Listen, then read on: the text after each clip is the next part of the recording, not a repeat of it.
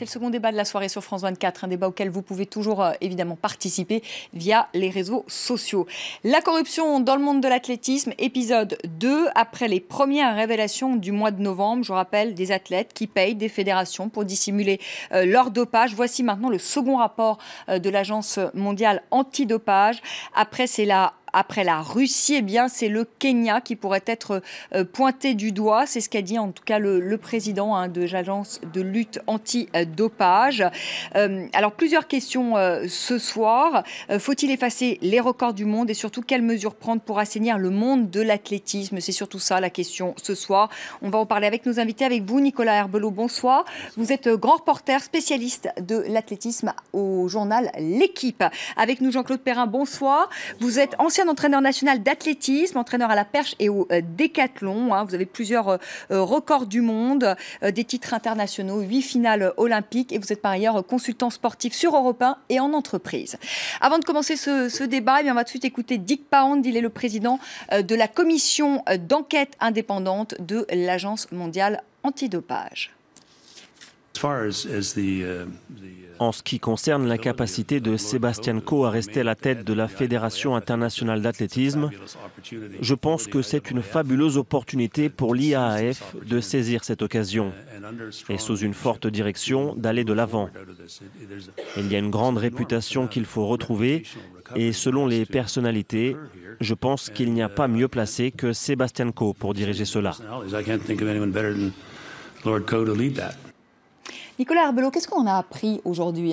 Aujourd'hui, pas grand-chose de nouveau en fait, parce que le premier rapport en novembre avait été très clair sur la façon dont les Russes procédaient pour essayer de corrompre l'I2AF et de couvrir les cas de dopage chez eux. La deuxième partie du rapport, Dick Pound avait dit à l'époque qu'il ne la dévoilait pas parce qu'il ne voulait pas interférer avec la justice française, et notamment le juge Van Ruymbeck qui enquêtait sur la corruption elle-même à l'I2AF. Mais depuis, ça avait été dévoilé dans les médias, tout le monde avait eu un peu accès, donc on n'a rien appris de nouveau sur la corruption à l'I2AF, qui est terrible, mais c'est pas neuf, quoi. Ouais. La seule chose, il l'a dit, même si pour l'instant il n'y a pas de preuves, il n'y a pas d'enquête, mais il soupçonne quand même fortement le Kenya, la fédération kenyane, d'avoir... Oui, c'est-à-dire qu'au Kenya, il y a eu depuis 2012 un nombre de cas positifs très important. Et le Kenya n'a pas fait grand-chose. Le gouvernement, la fédération kenyane n'a pas fait grand-chose. On a découvert même récemment quelques preuves éventuelles, enfin ça reste à fouiller, de corruption de la fédération kenyane. Donc ce que demande Dick Pound, c'est qu'il y ait une enquête qui soit menée au Kenya, comme il a pu le faire, lui, en Russie. Mais il le précise, il n'a pas fait cette enquête-là. Donc aujourd'hui, voilà, il souhaiterait juste que ce soit fait aussi au Kenya. Jean-Claude Perrin, est-ce que vous avez été stupéfait, vous qui avez été entraîneur, par ces révélations en novembre et les révélations d'aujourd'hui? On est quand même surpris par l'ampleur des dégâts. On sait bien que les Russes n'ont pas toujours été très rigoureux. C'est pas un de leurs points forts. Que ce soit dans le sport ou dans la pratique quotidienne de leur vie. C'est ainsi. Ce ne sont pas des fatalismes du trucage, mais ça existe. Par contre, où j'ai été sidéré, c'est de penser que des dirigeants de nos fédérations, en qui j'ai confiance, même s'il y a beaucoup à dire sur les fédérations, voilà des gens qui sont nos responsables, nous, entraîneurs, et qui tout d'un coup ont été au devant en vue des athlètes, leur ont dit « fais attention, t'es peut-être un peu positif, mais donne-nous de l'argent, ça va s'arranger ». Mais c'est pire que les employés de banque qui volent dans la caisse. Ce sont des escrocs. Et si l'escroquerie, c'est quelque chose de répréhensible et c'est pas beau, c'est vraiment laid, mais ce sont des voleurs en plus qui volent les athlètes qui s'entraînent et qui, eux, peuvent reconnaître le droit. Et ceux-là, on les a privés de médailles par des trucages, par des chantages. Ces gens-là, quand même, devraient être à la limite de la prison. Voilà. Mais est-ce que, voilà vous en que je pense. doutiez, est-ce que vous en doutiez? Parce que finalement, c'est comme lorsque le scandale de la FIFA a éclaté, personne n'a réellement été surpris. Est-ce que c'est le même cas concernant Non, l'athlétisme? Est-ce qu'il y a eu une sorte d'omerta Non, aussi? non, bien sûr, les fédérations, on sait comment ça fonctionne. C'est une échelle pyramidale qui marche surtout avec la progression par l'âge. Hein. Vous commencez à 30 ans et vous finissez à 90. Hein. C'est une progression arithmétique si vous êtes en bonne santé. Non, on n'a pas été surpris. Où on a été surpris, c'est par l'ampleur de l'escroquerie telle qu'elle était présentée. C'est ça. Et ce qu'il y a de plus important pour vous, journalistes, c'est de penser, et Nicolas l'a bien remarqué, c'est que s'il n'y avait pas eu ces filles qui ont été volées, qui ont été accusées, qui ont dit « on en a marre d'être des chèvres et de payer », eh bien, qu'il en serait-il? Parce que ceux qui, pour l'instant... ça continuerait, en fait, finalement. Pardon? Ça continuerait s'il n'y avait pas eu des gens pour dénoncer. Je sais pas. En tout cas, il y a ce tweet, aucune mesure possible pour l'athlétisme, ça ne changera pas. Non, on n'a pas le droit de dire ça. Je dis halte à ça. On n'a pas le droit. Sinon, je ne serais pas ici. Non, mais c'est vrai justement, on va parler des mesures. Nicolas Herbelot, sur l'omerta quand même. Est-ce qu'il y a eu une omerta comme il y en a eu finalement dans le monde du football? Omerta, je ne suis pas sûr que ce soit le terme, mais il y a eu... si vous voulez, on est assis sur une culture héritée de décennies et décennies dans l'athlétisme, du dopage, ça existe, on fait avec, etc. Et comme les dirigeants sont les mêmes depuis toutes ces années-là, parce que ce qui est intéressant dans ce qui se passe aujourd'hui, c'est que ça sort. C'est-à-dire que le plus grave, c'est pas tant ce qu'on apprend aujourd'hui que ce qu'on n'a pas appris dans le passé, si vous voulez. Aujourd'hui, il faut avoir une lecture assez positive des événements. L'athlétisme est groggy par les révélations, mais en même temps, il va pouvoir se reconstruire. Pour se reconstruire, il va falloir qu'il fasse effectivement table rase d'un certain passé. Et c'est en fait, moi, ce que je reprocherais aux dirigeants d'athlétisme, Sébastien Coe y compris, qui est le nouveau président de la Fédération internationale. Et qui a été un grand champion et qui, je pense, sera un bon président. Sera un bon président, je pense. Et d'ailleurs, Dick Pound, aujourd'hui, l'a souligné, et ça veut dire beaucoup. Y compris Sébastien Coe, c'est par le passé d'avoir laissé... Si vous voulez, on n'a pas fait le ménage, quoi. On s'est dit, maintenant, c'est mieux qu'avant. Et c'est vrai que c'est mieux qu'avant, curieusement. Curieusement, les contrôles antidopage n'ont jamais été aussi efficaces qu'à l'heure actuelle, si vous voulez. C'est là où c'est intéressant. Sauf que les nombreux cas positifs, on se traîne des records du monde depuis les années 80, par exemple, chez les femmes. Oui, il paraît que c'est plutôt chez les femmes où il y a parce que le dopage, parce qu'il y a des reports un peu qui paraissent un peu... Le dopage féminin est assez simple. À partir du moment où on donne des hormones mâles à des femmes, le dopage était assez simple dans les années 80. La RDA l'avait fait de façon étatique. On imagine que l'Union soviétique, et c'est les pratiques aujourd'hui qu'on retrouve russes, le faisaient. C'était pas très propre aux États-Unis non plus. Enfin dans les années 80, on avait atteint sans doute un sommet dans ces matières-là. Et du coup, un grand nombre de records restent de ces années-là. Ouais. Alors justement, Jean-Claude Perrin, est-ce qu'il ne faudrait pas effacer tous les records du monde? Ah non, pas du tout. S'ils sont faussés. Parce que moi, j'entraîne des athlètes. Je vous entraîne. Vous allez au stade tous les jours. Vraiment, c'est dur. Vous en chiez pour y arriver et tout. Et tout d'un coup, votre record, on vous l'enlève parce qu'il y a 2-3 gamines qui, au Kazakhstan ou alors en Crimée, ont pris des produits interdits. Vous ne devez pas être mélangé à eux. Donc, injustice. Deuxièmement, comment faire? Les Allemands, quand il y a eu la réunification de l'Allemagne, ils ont été un drôle de problème. Ils ont essayé justement de fractionner les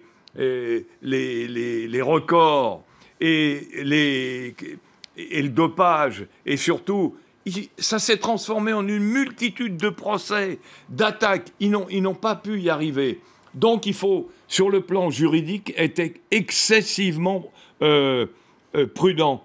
Et puis, vous faites une faute, à mon avis, non pas les journalistes, mais les chroniqueurs, de relire dans les textes le problème pour le Kenya ou d'autres pays. C'est vrai qu'il y a eu beaucoup de laisser-aller, hein, on le sait, mais il ne faut pas oublier ce que ça représente. Moi, je suis allé sur les pistes du Kenya, j'ai vu les gars s'entraîner, je les connais. Alors évidemment, eux comme d'autres, il peut y avoir de la triche. Mais je crois qu'il ne faut pas exagérer en ce qui concerne certains pays, même si ça dérange beaucoup qu'ils aient un monopole de record.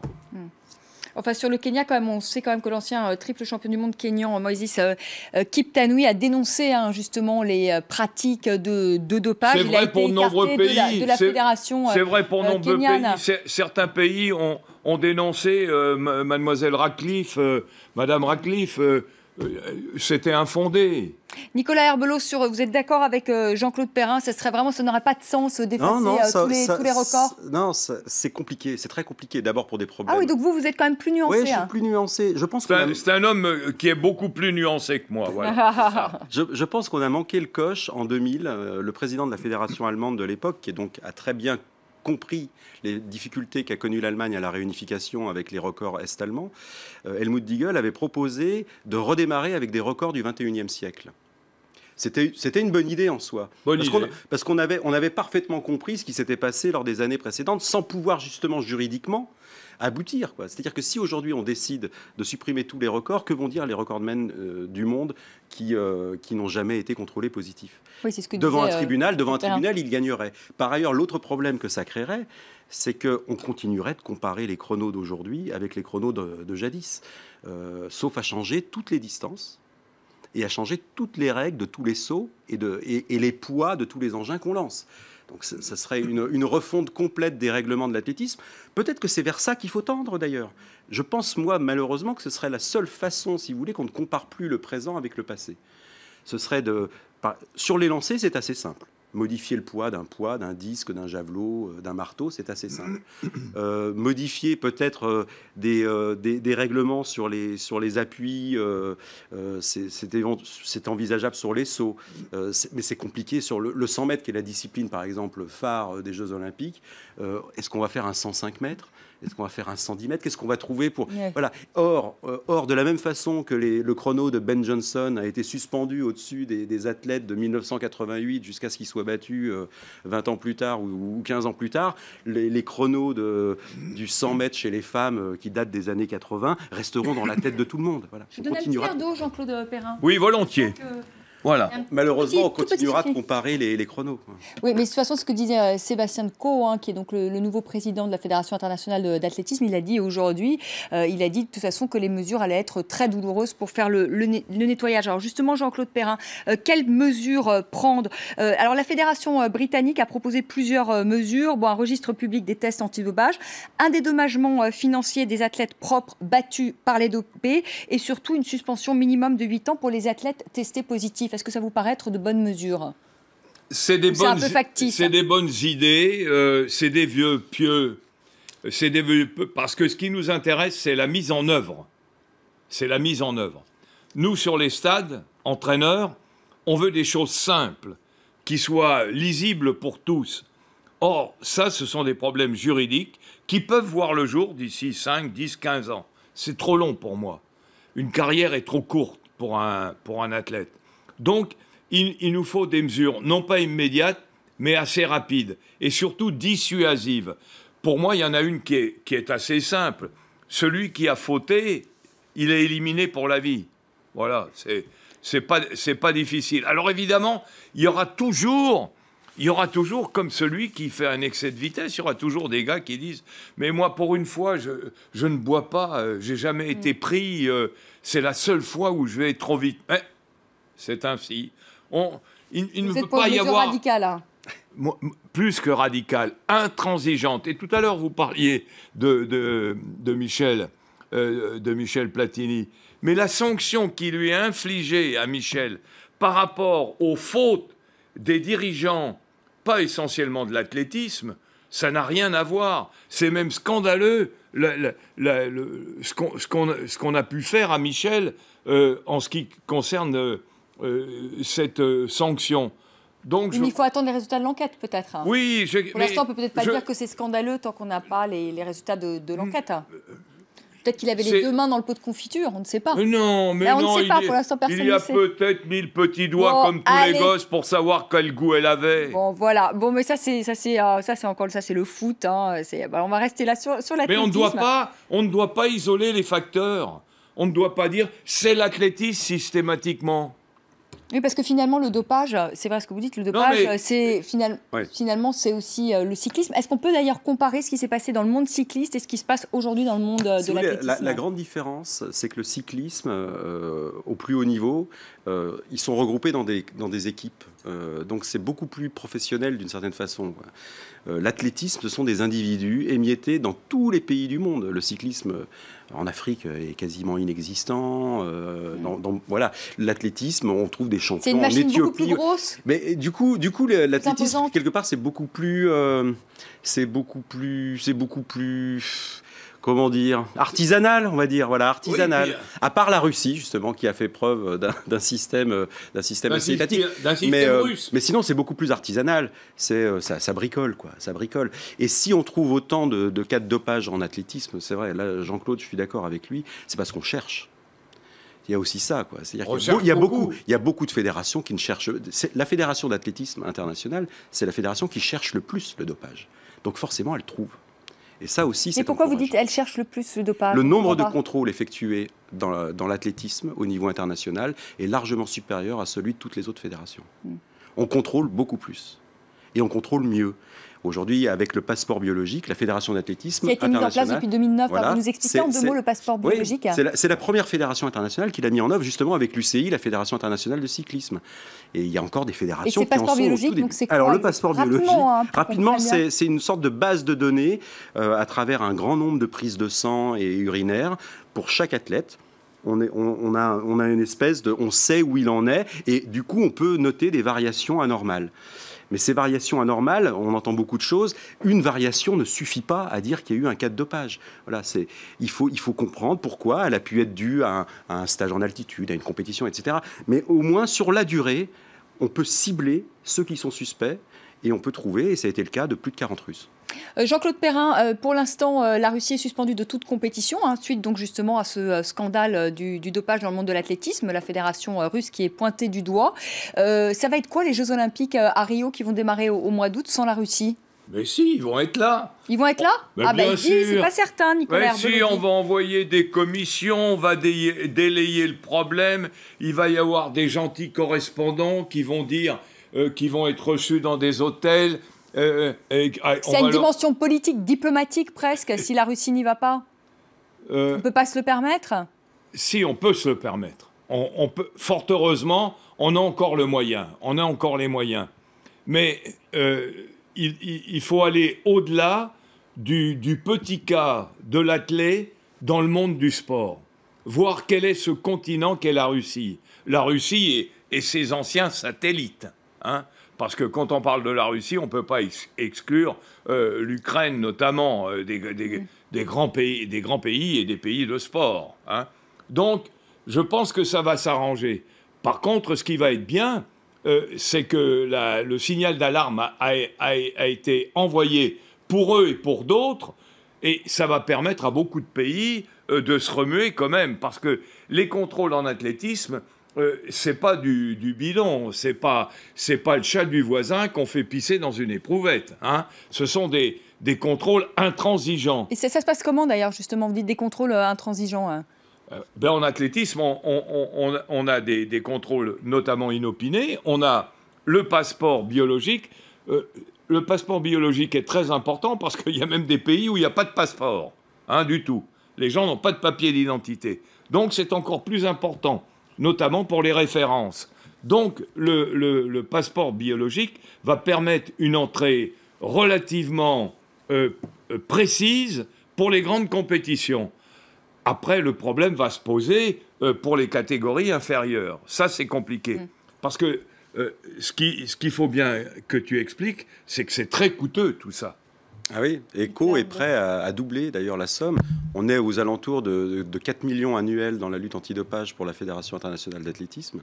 Il est prêt à doubler la somme. Et d'ailleurs, il va le faire. Il va le faire, il va doubler la somme. Il va le faire, et sur un budget d'un peu plus de 40 Alors millions. vous étiez un peu plus sceptique sur la participation de la Russie, ou non-participation plutôt aux Jeux Olympiques de Rio en août. Dick Pound, encore aujourd'hui, avait l'air de dire que ça lui paraissait compliqué. Et je pense que le délai est très court pour que la Russie se mette en ordre de marche. Il ne faut pas oublier que le laboratoire de Moscou a été suspendu. On ne peut pas imaginer que la Russie envoie des athlètes aux Jeux sans que ceux-ci soient contrôlés. Ces athlètes, aujourd'hui, sont interdits de compétition à l'international. Ils ne peuvent concourir qu'en Russie. Et ils n'ont pas de laboratoire pour analyser. Donc, je ne sais pas comment tout cela va se mettre en place, mais les délais me paraissent courts. Et de toute façon, aucune décision ne sera prise avant la fin mars. Non, je ne suis pas sûr. Je ne suis pas sûr que ça se fasse. Et s'ils ne sont pas en conformité, ils n'auront pas droit à un blanc-seing comme ça. Ou alors il y aura que l'athlétisme qui sera mais de toute façon, aujourd'hui, il n'y a que. Aujourd'hui, on ne parle pas de la Russie suspendue, on parle de l'athlétisme russe. À ce moment-là, et uniquement. Ça sera... C'est pour ça qu'ils peuvent se le permettre. Allez, c'est la fin de ce débat. Merci beaucoup. Merci Jean-Claude Perrin d'être venu sur le plateau de France 24. Merci beaucoup Nicolas Herbelot. Vous restez avec moi si vous le voulez bien. Quelques minutes encore pour accueillir Myriam Amellal. Tout ce qui a fait le buzz sur les réseaux sociaux ce jeudi, un œil sur les médias, c'est tout de suite.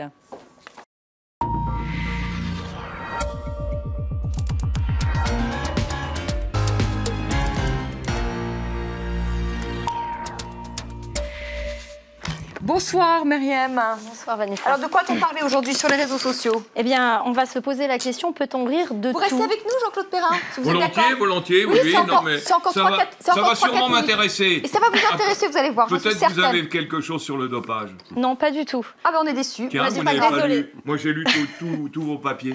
Non, mais comme vous avez tout dit sur le dopage, j'ai choisi de traiter un autre sujet. Et je vais traiter un sujet qui revient souvent. Peut-on rire de tout? Et cette question est souvent liée avec Charlie Hebdo. Et c'est un nouveau dessin qui fait polémique, Vanessa. Un dessin qui représente le petit Elan Kurdi, l'enfant syrien mort sur les plages turques. Regardez ce dessin, je vous laisse le découvrir. On aperçoit le petit Elan donc mort sur les plages turques. Et on a cette question, que serait devenu le petit Elan s'il avait grandi? Et on voit ces migrants qui courent après une femme allemande. On suggère donc qu'il serait devenu un agresseur, un violeur. Donc ce dessin a fait polémique, et notamment dans la presse anglo-saxonne et la presse internationale en général. Alors le journaliste britannique Sonny Handel a tweeté là-dessus « Disgusting cartoon », dessin dégoûtant. Il se demande pourquoi l'équipe de Charlie Hebdo devient ouvertement raciste. Donc le mot raciste revient souvent pour décrire cette caricature, et c'est surtout la presse internationale qui critique ce dessin. Pourquoi? Eh bien le Figaro, le quotidien de droite, semble avoir trouvé une réponse, tout simplement parce que Charlie Hebdo est devenu un hebdomadaire international. Tout le monde connaît Charlie Hebdo, mais tout le monde ne connaissait pas l'humour. Tout le monde connaît depuis les attentats de Charlie Hebdo, mais tout le monde ne connaissait pas véritablement cet humour qui n'épargne personne, ni Dieu, ni Johnny Hallyday et sa pétrolette, ni même un enfant syrien mort sur les plages. Et aujourd'hui, la presse et la blogosphère découvrent cet humour avec parfois beaucoup d'indignation. Alors, c'est l'explication donnée par le Figaro, et la preuve en est, la presse anglo-saxonne donc a beaucoup parlé de ce dessin qui a beaucoup choqué. Regardez l'Independent, il y a aussi The Guardian, et vous avez ces tweets qui reviennent souvent. Regardez par exemple outrageous, donc c'est l'un des termes qui revient le plus souvent, outrageux, dégoûtant. Vous avez aussi, par exemple, cette autre référence au racisme. Certains twittos pensent que Charlie Hebdo se sert de la liberté d'expression et de l'humour pour faire passer des messages racistes. Et donc, ça a beaucoup choqué la presse anglo-saxonne. En ce qui concerne la blogosphère arabe, eh bien, d'abord, les twittos arabes, du monde arabe, ont découvert ce dessin à travers le journal Liban El Akhbar, qui est un journal proche du Hezbollah, qui critique ouvertement ce dessin et qui a même tweeté sur son compte en disant que Charlie Hebdo avait tué une deuxième fois le petit Elan.